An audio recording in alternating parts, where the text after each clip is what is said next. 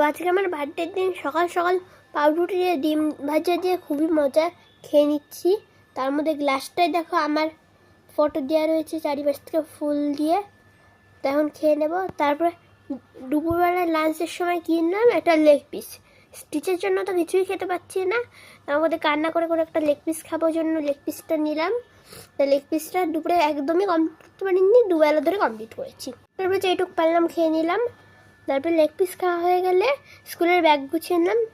সব স্টুডেন্টগুলোর জন্য এক্লিয়ার্স গিফট, আর টিচার্সদের জন্য দুটো পেন।